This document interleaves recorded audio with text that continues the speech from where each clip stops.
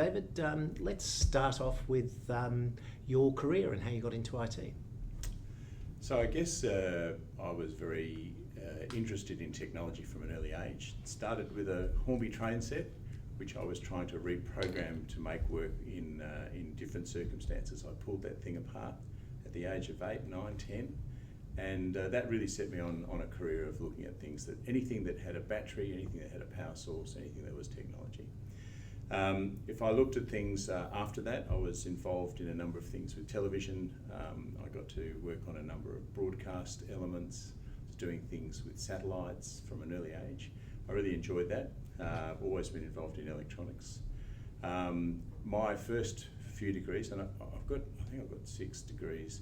The first few degrees weren't in fact computer science. Right. They were things around other things. So I've got a degree in counter-terrorism, I've got a degree in linguistics, I've got degrees in other things. But all of those things ended up focusing back on the use of technology, one way or another. So technology in crime, technology in policing, technology in governance, technology in social media, technology in communications, and all of it came back. So I was destined to be involved, I guess, in technology.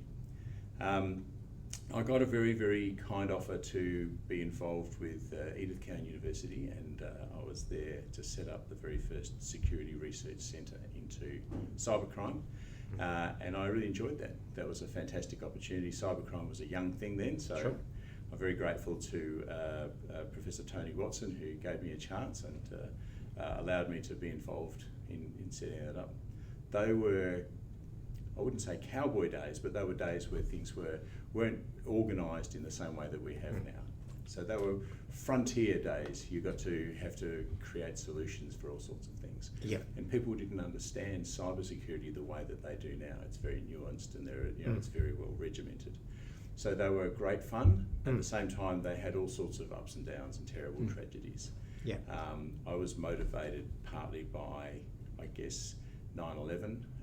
I was involved then, I did quite a bit of work in Indonesia. I was involved with the October 12th, the Bali bombing, yes. So a year after 9/11, and then Bali bombing too. And I was involved in a number of, I guess, helping from a communications point of view. I was involved in some cyber cafes that were sting operations to kind of help find out information about people who are potential terrorists. It was it was a really good mission. Right. But everything at that all brought me back to, I guess, education. So my career has been really about how do you get the best in technology outcomes from young people. And that's, I suppose, if you looked at the way everything has come together, that's where I sit comfortably now. And the ACS has been a big part of that. Without the ACS, it was the missing link for me. We had loads of people who were learning how to do things. We had people who were learning how to use cyber instruments and cyber tools, but not all of them were focused on doing it for the right reasons. So with good guys, there are bad guys too. Sure. And I became aware that the missing link in all of this was professionalism. I got some guidance from people. I ended up joining the ACS, a couple of decades ago. And from there on, I've always been able to look to try and give messages around what's good governance. And no one likes to hear the words governance. Sure. But so let's just say about doing the right thing. I think that's really the key thing that the ACS offers. So everyone asks, why do you join the ACS? Because as a group, they meet the profession, not the industry. They're not there to get you a pay rise. They're there to make you do the right thing, to be a better person. Now, I'm not perfect. I've done lots of things that are wrong. But at the same time, I'm able to reflect on them. So I love the ACS for that. That's been part of it. My more recent successes have been about all sorts of things. So I'm really happy in what I've been able to do in terms of technical diversity, seeing the way in which different tech diversity works from skills support of people from outside of Australia. Obviously, we've got a huge changing nature of IT and skills requirements for the Australian future. And as well as that, we also have a lot of people who are, I suppose, really interested in trying to push the different depth and breadth. So for me, the ACS has changed a lot because when it first started, and I can remember when I took over as a branch chair in the WA branch, that I remember looking at some of the past branch chairs where we'd been very restrictive on membership. I remember seeing someone send a letter back, and I can't remember the name, saying, "Dear sir, we regret to inform you that you're not eligible for membership to the ACS. You've only got 2 degrees in computer science," and the whole range of things. Yeah. And back in those days, we were very academically focused. Yes. And now we service an entire profession, an industry of people where we don't know where it's going. The challenges are that we're servicing the next future industries. So the sorts of things that come to mind for me are, how do we service and prepare people who are going to do things like quantum computing? How do we service and prepare students who spend a lot of time on their phone, who play games, who are going to make careers in esports? Yeah. How do we service people who are doing completely different tasks to the things that I did when I was a young person emerging in industry? Because technical solutions today are so vastly different. So drawing that back into why I guess I have a history with the ACS that's gone on for so long, it's because they help you to order these things, to make sense of what's important, and to try and treat the things that are no longer important with enough respect so that people don't get upset. Yeah. It's one thing for me to reminisce about using punch cards and doing some very sitting in a room playing table tennis, like pretending to do compiling and things like that. They're great memories, but the reality is that today no one has time for that sort of stuff. Sure. We're fast moving. So I guess it's a combination of those sorts of things. That's one side of it. The other side of the ACS is about the people. And one of the things that makes the ACS so good, and one of the things that, if I reflect on my own history, is finding or surrounding yourself with good people. Surrounding yourself with people who had enough integrity to call you out if you were making a mistake, or at least give an opinion that was given in a respectful manner, not thrown at you like some kind of Donald Trump meme, Sure. but given to you one of the things that the ACS has always held dear, and one of the reasons I suppose I'm still involved, is because it allows people to have conversations where you can share different ideas and come to a new understanding. Yeah. For me, that's everything. Now, if I look at how students come to things, we get a lot of students who come from overseas. They have different ideas about what's right and what's wrong. You would hear different stories about people saying, well, I copied this. Of course, we don't like cheating. We call that plagiarism. So certainly in my role at a university, Certainly. the P word's a dirty word.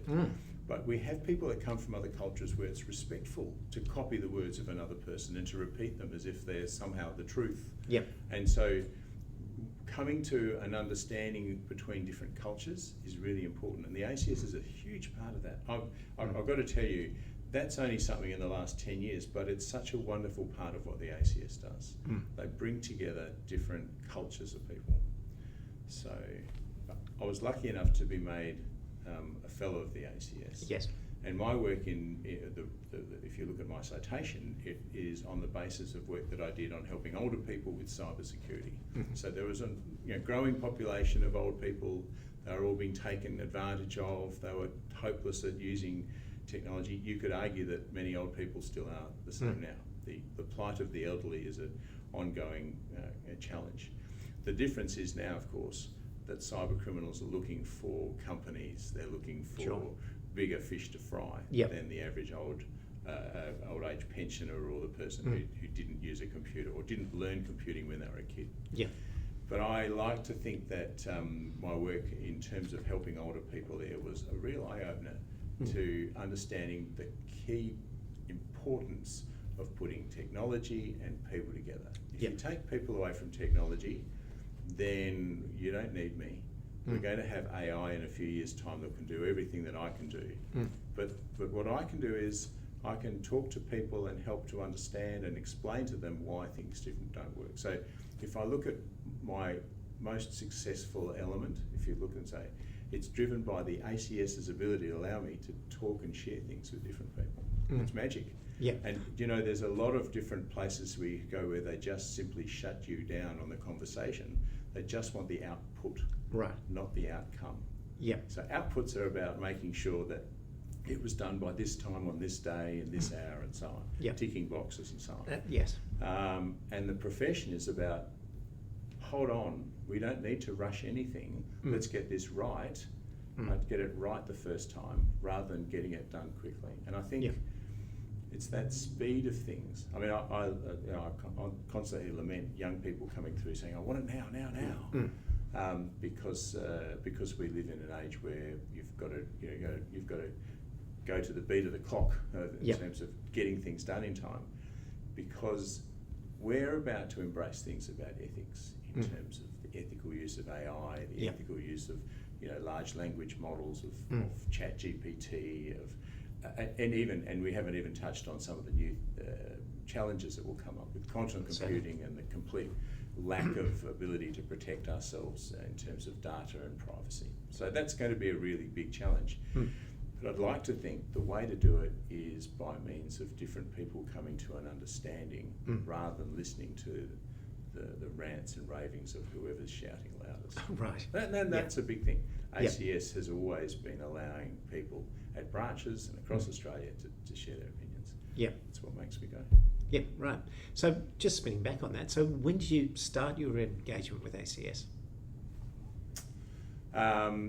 Informally, I was going to things more than 25 years ago. In fact, my father-in-law was a member before that. Okay. So I guess there'd always been a connection of things. And I'd kind of been to events without being a member, as you do, kind of dipping your toe in the water on different things.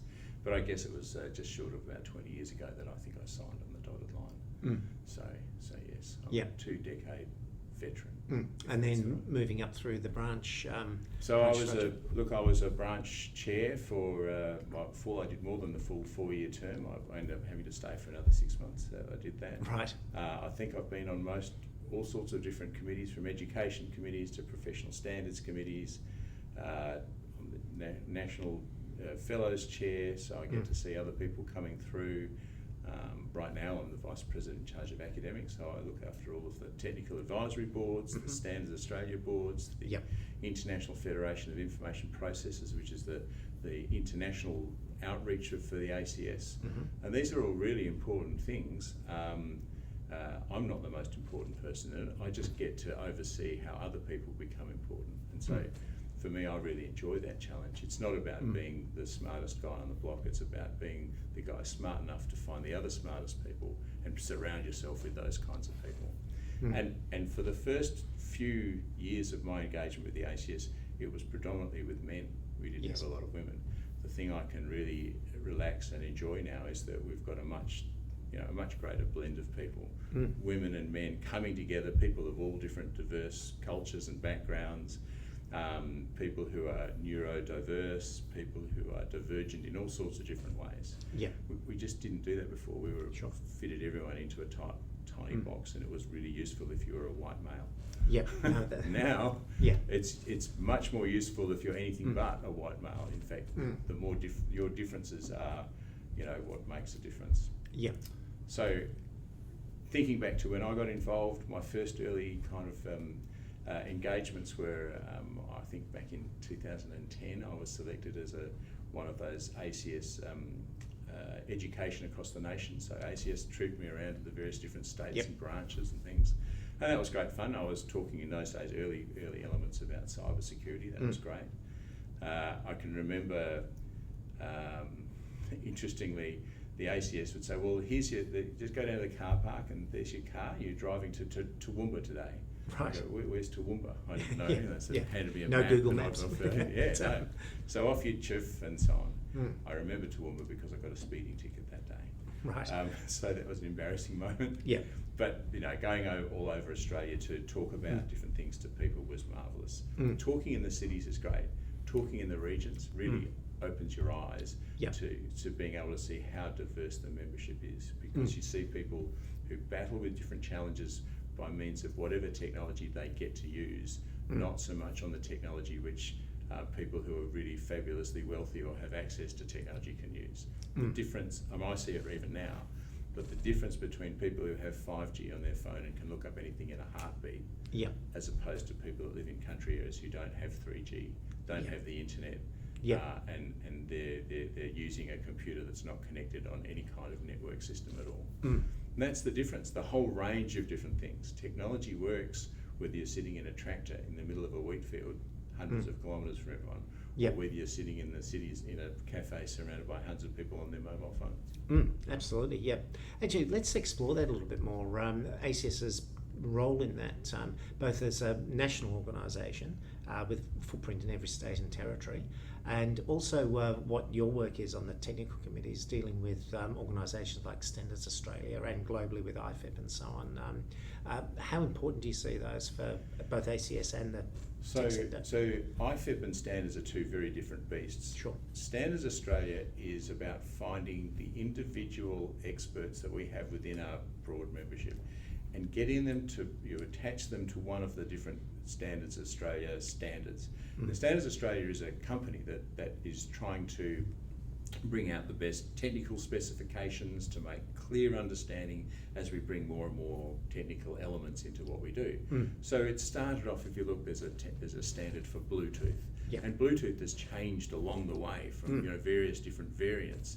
Those changes have been critical because when it first started, there were lots of cybersecurity flaws with Bluetooth. Absolutely. And it had to change. And it had to change, but also so that when you jump into a phone, and when you jump into a car, and you drive and you turn the phone on, it just automatically connects with your phone. Yep. Those kind of Bluetooth variants weren't around in the first place. And so the fact that we've contributed expertise in that, and I'm just using that as an example, is one of the reasons why we have great communications in Australia. So I'm really happy about that. But Standards Australia now operates not just at the technical level, but we also have people at what's called the JTC1, which is the strategic evolution, as in what are the things we can do, but what are the things we should be doing? And that covers the next level, I guess, of things. So we're talking about robotics. What should we allow robots to do? Should we allow a robot car to drive on the road without having someone sitting in the driving seat? Should we allow a robot-assisted tractor with 1,000 tonnes of wheat to drive down the road? Yes. Should we allow driverless trains to hurtle along train tracks? And where does it start, where does it end? So knowing the limitations of the difference between what we can do technically and what we should do because it's ethically or professionally bound with different things that people would understand. Yeah. I think that's a really key part. So I love that part of what I've been about. So Standards Australia continues to do two things. It has individuals, and the other thing is, if you're one of the people who sits, and have a look on the website, because the different people we've got doing standards, they're unsung heroes. Right. And the reason they're unsung is because they have to deal with the commercial in confidence elements of their particular standard. They can't just go and believe it as, we're going to change to this or that. So they've got to keep mum on it, and they've got to develop it in a professional sense so that when it does get released, when different changes take place, they don't disrupt the market, they enhance the market. Right. They allow for changes for the better for people. Yeah. So they're the unsung heroes. If you look at all of the technical people, they don't get any thanks for it. So I guess I'm quietly saying thanks to them now, but they don't get any thanks to it. And they tirelessly work on things. Now, some of those people, Standards Australia connects with standards organisations in other part of the world. Yes. So I'm aware, having sat on a meeting just yesterday, that there's a number of them that would get up at 1 and 2 and 3 in the morning and sit through a 4-hour meeting with a meeting that's taking place in Geneva or a meeting that's taking place in the United States and so on, specifically so that the Australian view is held globally. Because a lot of people respect us. We're only a tiny country. We're 25 million people, so we look like minnows when it compares to the huge populations of the US and China and Europe. But we're held in high regard when it comes to our standards authority because we have an educated country which is very good. So that's standards. The other side of the fence is IFEP, and IFEP does the work where we connect with the United Nations. So for people probably don't know much about it, but in my role, so I get to be, currently I'm the Australian representative to IFEP. IFEP is a subset, if you like. It was created by the United Nations, and it connects us with all of the different parts of what's globally accepted. Now, in Australia, we have great education. Yep. If you happen to live in Africa, education is not that great. Not everyone has access to a mobile phone or a laptop. Not everyone, pardon me, not everyone has access to other technology which makes them superior in what they do in being able to do their business and to make profit. So things that technologically run profitably in Australia don't run quite so profitably in parts of Africa, in underdeveloped parts of Asia and so on. Sure. So our work with IFIP gets us to be able to put a spotlight on how we can help others.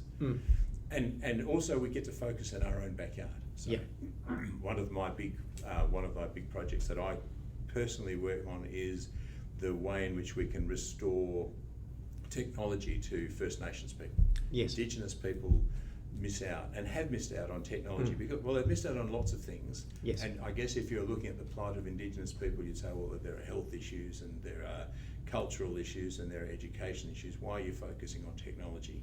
And I'm not doing that to the exclusion of others, except to say, right now, in WA, I can say, less than 1% of all Indigenous people have their own email address.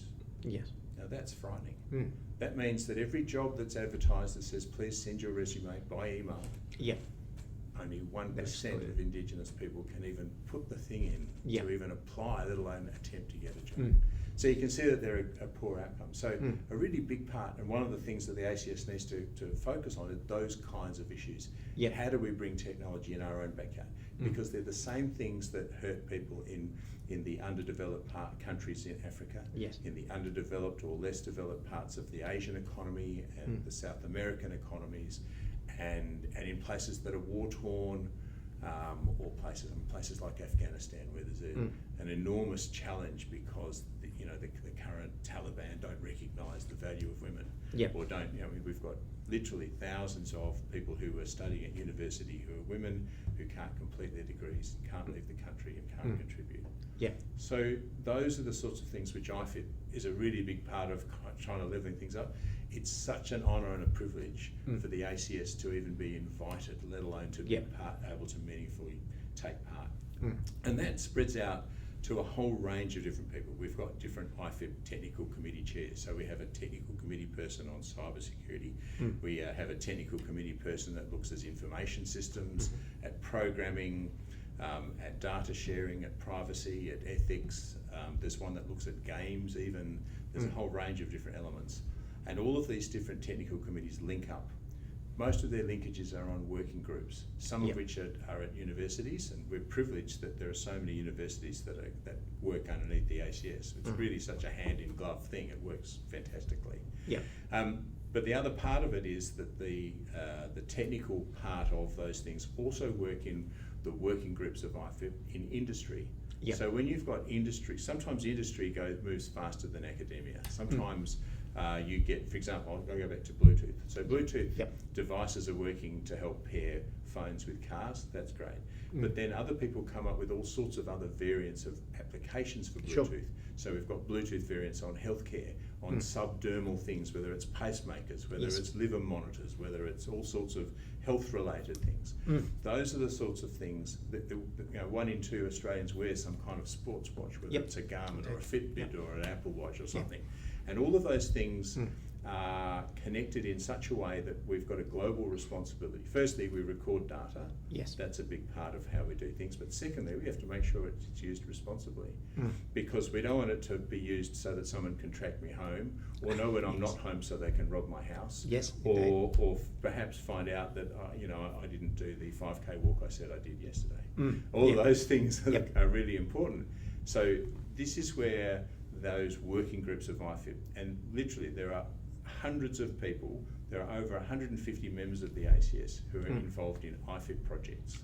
And those people, again, they're like unsung heroes. They're doing little parts of the puzzle which are trying to make, I guess, all of the technology elements come together. They don't have to be experts across everything, but they work on their small angle of what does, and they contribute. Sort of like bees in a colony. No one bee brings home everything, but together they create enormous productivity. So I really love IFIP. IFIP's a real favourite for me. It has that international flavour, and people who get involved, I think they get a kick out of the reward is not because they get known, but they get to be involved with the United Nations, they get to be involved with the ILO, with a number of different international groups, and suddenly they look as if what they're doing actually means something. Because it's pretty hard if you're sitting in front of a computer all day, tapping away, working on things, to become motivated. Well, so how do we motivate people at the ACS? You can be involved in IFIT. You can be involved in standards committees. You can be involved on technical committees. You can be involved on professional committees. Everything that you do creates a little bit towards making everything we do better for Australia. No, that's a very good selling point there. Yeah. So that's a nice segue into where do you see the future of the Australian technology sector? So the Australian technology sector faces a real challenge. There's a financial, I guess, a financial challenge where the big technical areas, the ones that matter, like globally matter, the ones that are going to change the world forever, and I'll pick on quantum as one. The great majority of people who are good at quantum computing, and I say quantum computing and not quantum devices, but quantum computing, the great majority of those people are not in Australia. Sure. And the handful that were in Australia have moved to places like California in the US and other parts of Europe where there's this like great concentration of people. Certainly. So we have a brain drain on the really high level technology stuff. The best people just don't stick around. Yeah. That's a real challenge that's a challenge for Australia. It's not just a challenge for the ACS, it's a challenge for Australia. How do we fix that? Well, partly we already do some of the solution work. We do have technical committees. We do, so we're forming a quantum computing group, not so much to face the brain drain, but to, I guess, broaden the level and broaden the number of people who are involved in these new emerging technologies. Yeah. Because what you don't want to be is on the receiving end of what was developed in another country under another country's cultural ideas or rules and so on. We've already seen that. If you look at the mistakes of technology, social media is a really good example. Yes. You look at the way in which companies that have Apple and Twitter and those Facebook and these sorts of groups, perhaps not so much Apple, but certainly Facebook and Twitter and social media platforms under specific different rules where we simply wouldn't abide by some of the sharing practices, we wouldn't allow some of the discussion elements and so on. And we face that. TikTok, is it a great thing? From my perspective, it's fraught with difficulty. So the emerging problems are things where technology is developed in another country and we're not part of the conversation. Yeah. So what are the challenges for us to remain part of the conversation? We've got to make sure whatever we're doing, whether it's social media, whether it's quantum computing, whether it's the development of esports, that we've got to find the current emerging trends and put effort into them. Because it's easy for me to sit back on my laurels and say, oh, we've done that for years, that all works for us and so on. The fact is that the computer science student of the future who is going to learn the craft probably doesn't need to program because we already have software programs. ChatGPT will write very good code for you in Python, much more accurately than many of the students that I get the opportunity to teach. So why not look at those sorts of things? So as automation takes over the very elements of how automation is created itself, the challenge for us is to be connected with every conversation. That means the future for the ACS is that we have to be broad. We can't afford to just focus on one or two things. We have to engage in the depth and breadth of whatever technology, whatever pathways emerge. It's not up for me to tell you what pathways will be. It's up to us to follow the trends and say, it looks like esports are becoming a big thing. How does that affect? It's a multi-billion-dollar industry that makes more money than most movies, than the movie industry in Australia. So why wouldn't you put more money into that than movies? If you looked at government funding and said, we're funding movies, we're not doing anything on esports. Right? Yes, that's right. So that would be a government perspective. From the ACS's perspective, we've just got to make sure that these different emerging technologies are held in high regard. That's the challenge for us, to never take our finger off the pulse and say, what's the global pulse? Not just what's the pulse in Sydney or in Perth or anywhere. What's happening in Europe? What's happening in America? What's happening in China, in Russia? Anywhere where technology is being developed. Is it being used in the right way? Do we have do we have something to say about that? And are we a part of the solution as opposed to being silent watchers of someone else develop stuff that we then have no choice but to accept because it's thrown at us. Yeah. So what's your advice to a young person looking at entering the technology sector? Well, it's really obvious. Eyes wide open. Right. Eyes like dinner plates. Keep your eyes open and look at everything. And don't look at something in isolation and say it's just that. Look at the bigger picture of everything. You know, as an academic, I run out of hours in the day to keep reading the new information because there's just too much. And you end up having to settle down and say, you know, I'm going to specialise in this or this or this. You don't have a choice because there's just not enough time in the day. Yeah. But for a new person or a young person entering into the industry and the profession, to continue to marry the professional elements of things. So know right from wrong as opposed to what works and what we can do. Right? Just because we can get an electric vehicle to run at 200 k's doesn't mean to say we should necessarily run it to make it run that fast if it's driverless. Maybe there's things to think about. Yeah. So just to close up, are there any other thoughts you'd like to add? Look, I guess there is one other element about what the ACS stands for. There will always be people who want to make money. Sure. I like money. Yeah. I have a little bit. I don't have enough of it. We all want to make more money out of what we do. But you have to marry that up with the end of the day being able to relax and say, I've done the right thing. And ACS, for me, that's what it stands for, doing the right thing. Not doing the fastest thing, the quickest thing, not taking the easy way out, not yelling the loudest or jumping up and down on a rock. Right. It's about making sure that at the end of the day our profession survives because there will always be unscrupulous people who'll come in who'll want to make a quick buck. And they're like wolves in sheep's clothing. You don't know what they look like. It could be someone that looks like me, it could be someone that looks like you. We'll never know. Yeah.